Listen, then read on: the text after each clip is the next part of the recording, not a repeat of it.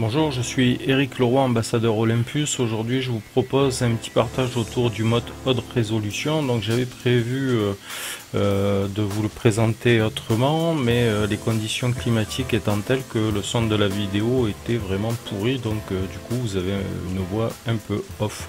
Donc, nous allons commencer par déjà expliquer ce qu'est le mode haute résolution. C'est un mode de prise de vue qui utilise le déplacement du capteur de manière à créer une image avec une dimension supérieure à sa dimension native. Donc les exemples que je vais vous proposer après être passé par la mise en action du mode haute résolution consiste en fait, l'idée, je suis parti avec un 45N2 faire de la macro, et forcément quand on veut avoir des grossissements supérieurs ou suffisamment intéressant, le 45 mm N2 n'était pas suffisant. Donc pour cela, j'ai utilisé le mode haute résolution de manière à pouvoir aller cropper dans l'image, et le principe c'est que derrière j'ai essayé de produire une image qui soit de la même taille que la résolution native, que la dimension native du capteur, à savoir donc 5184 par 3888 pixels. Donc dans un premier temps, nous allons paramétrer le mode de déclenchement du mode haute résolution. Donc pour cela, on va appuyer sur la touche menu afin de nous rendre, vous voyez ici sur l'onglet numéro 2, et on va descendre sur le mode de prise de vue haute résolution. On valide par OK. Donc on se retrouve ici. Vous voyez que là, dans ce qui est surligné en jaune, on va pouvoir régler le temps de déclenchement après le relâchement. Donc ça va de 1/8 de seconde jusqu'à 30 secondes. On peut aussi paramétrer un temps de charge par rapport à un flash, et décider si on va travailler sur trépied ou à main levée. Donc ça c'est faisable avec le M1 Mark III et le M1X. Mais ça, vous allez voir qu'on va pouvoir y retravailler par la suite. Donc moi j'ai pris 1/8 de seconde, donc ça évite toutes les petites vibrations que l'on peut avoir lorsque l'on relâche son déclencheur. Donc là on relâche, c'est un peu un retardateur de déclenchement tout simplement. Et donc vous voyez, voilà, on peut aller de 1/8 de seconde, et avec les flèches au bas on peut faire défiler jusqu'à 30 secondes. Ensuite on va revenir sur l'écran de contrôle de base. Ici on va utiliser le mode de prise de vue, la séquentielle. On va le surligner en jaune et on va valider par OK.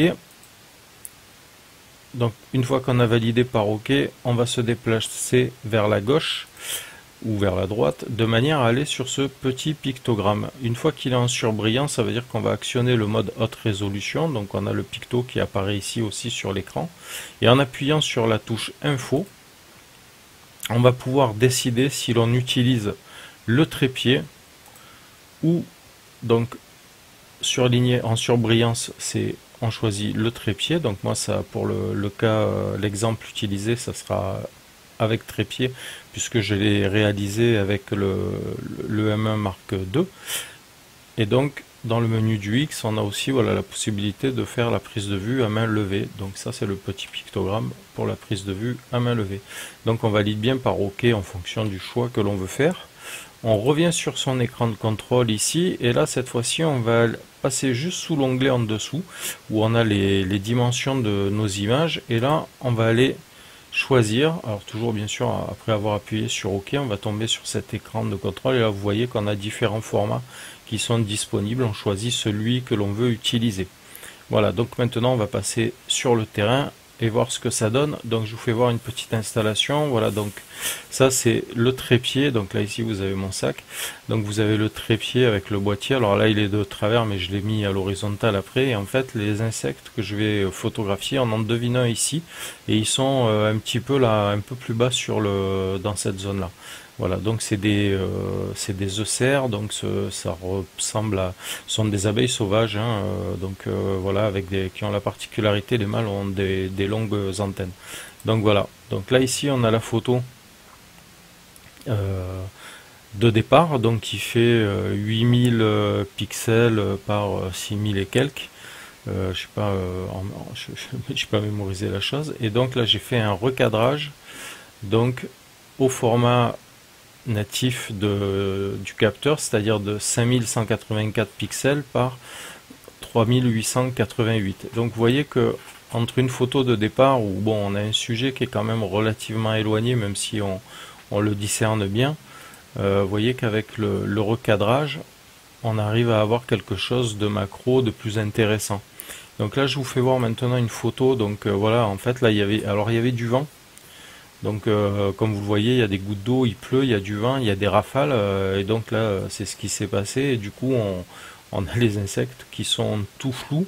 On va passer sur maintenant toujours le même principe sur un diablotin, donc c'est la larve de l'ampuse. Donc là j'ai eu plus de mal parce que le sujet était, comme vous le voyez, sur une tige plus haute. Donc là c'est la dimension de base de prise de vue. Et là c'est après le recadrage avec le même principe que tout à l'heure. Alors il y a un petit peu de flou quand même malgré tout. J'ai un petit peu retravaillé sur localement pour améliorer la netteté. Mais malgré tout, bon ça reste utilisable. Voilà encore une autre photo toujours du diablotin. J'ai dû en faire plusieurs et ça c'est les deux seuls qui sont à peu près corrects. Et donc là vous voyez après le recadrage, voilà. Donc on a le diablotin. Je vais vous faire voir. Donc voilà, ça c'est la photo après une rafale de vent. Donc du coup voilà, vous voyez que le sujet il est tout flou. Donc c'est vrai qu'il faut quand même utiliser ce mode avec des sujets fixes. C'est vraiment toute son utilité. Et vous voyez qu'on peut le faire aussi autrement que pour du packshot. On peut l'utiliser là sur la macro et que ça rend bien service quand on n'a pas d'objectif macro. Ça peut être aussi une solution pour avoir une photo avec un grossissement intéressant si c'est ce que l'on recherche. Voilà, c'était ce que je voulais partager avec vous sur ce mode haute résolution. Je vous souhaite de faire de belles photos, restez confinés. Je vous dis à très bientôt, au revoir.